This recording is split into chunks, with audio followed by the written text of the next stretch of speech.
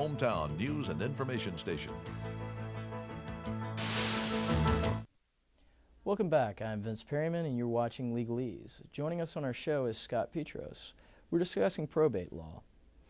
Before the break, we were discussing how a will might be invalidated, and we were just about to go through the ways of that. The most typical things that we see are if, for example, and I alluded to this earlier, is if a person didn't have testamentary capacity, and that just means that they didn't understand what they were doing at the time that they signed the will. And that could be from illness, it could be from dementia in an older person, it could be somebody that it's simply incompetent.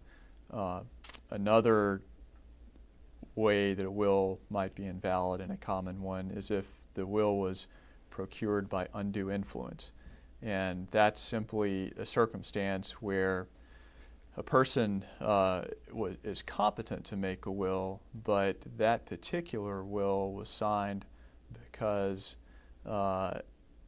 another person had put some sort of pressure on the person that signed the will that was so much that the will really doesn't reflect the signer's intent.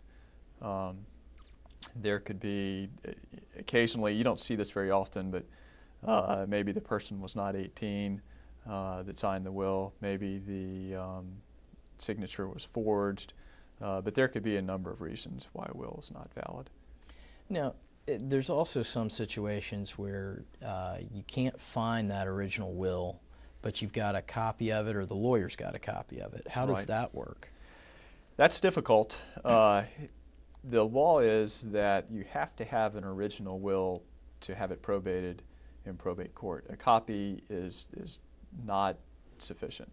The reason for that is that we assume that if the original's gone, it's probably because the person that signed the will has torn it up. They didn't want it anymore. They decided that this will isn't what I want to happen with my property, so I'm going to tear it up. And so the law assumes that if you can't find the original, that it was revoked in some way. Now, you can still get a copy admitted to probate under certain circumstances. It's an uphill battle because you have to overcome that presumption. And typically what you would need to do is to be able to show to the court that in spite of the fact that you don't have that original, that there are some circumstances out there that make it clear that it was just lost for some reason. You know, maybe just trying to think of something off the cuff, maybe a person died in a house fire just a few days after they signed a will, and the spouse knows that, well, that will was right here in our house at the time the fire happened. And so that would be a good example of a case where clearly you can prove that the will had not been revoked. Mm-hmm. And I've seen one where one family member was accusing the other one of removing the will and not producing it. But yeah, it's one of those that those are pretty hairy situations there. And the different facts are as limitless as your imagination. Yeah. Now, as far as I know, there is such thing as a small estate affidavit, which is another sort of nuance of the probate. What is that? That's a good point. If somebody dies, probate can be expensive, and because for one reason you have to have a lawyer, and the legal fees are usually several $1,000s. Tennessee probate is a lot less expensive than some states. California, for example, is one where my understanding is it can be enormously expensive. The small estate affidavits are a good option for estates where there's less than $25,000 because first of all, you don't have to have a lawyer to open up what's called the small estate. You can just go to probate court.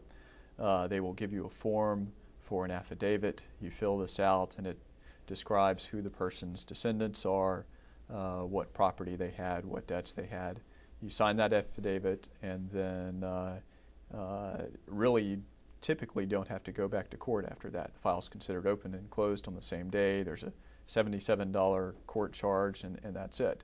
And then it's the responsibility of the person that signs the affidavit to go ahead and carry out the will or to handle the estate. And many people will choose not to do that with a lawyer, but you can also get a lawyer to help you out just to be sure you're doing it correctly. But it's a great option because it's less expensive where you have an estate that's less than $25,000. And then the other issue that I know I see a lot of times is where you've got a piece of real estate, and I know the law in Tennessee is a little strange on that. Can you speak to that? In conjunction with a small estate? Or just any estate. Any estate. And I think Tennessee is a little bit different than a lot of states on this. In Tennessee, a person's real estate does not become part of the probate estate. And that's a difficult concept. The real estate passes at the time that a person dies directly to their heirs. So they instantly become the owners of that real estate. And when the probate estate is opened in probate court, there's no need to deal with the real estate, and it's not a part of the probate estate at all. Yeah, and it's one of those that, though, if I believe if an estate's insolvent, it gets pulled back in. That's right. There are a few exceptions to that rule, as you might imagine. Yeah.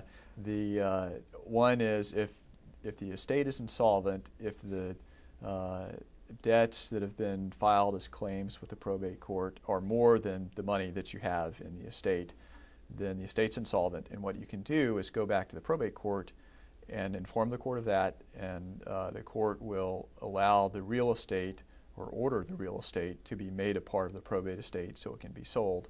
And then hopefully the estate at that point will be solvent and it can pay its debts and be distributed.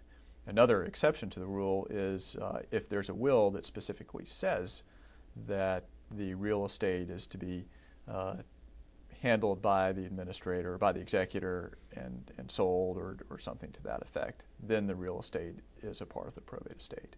But typically it's not. Typically, unlike a bank account or cars, the real estate passes directly to a person's heirs when they die.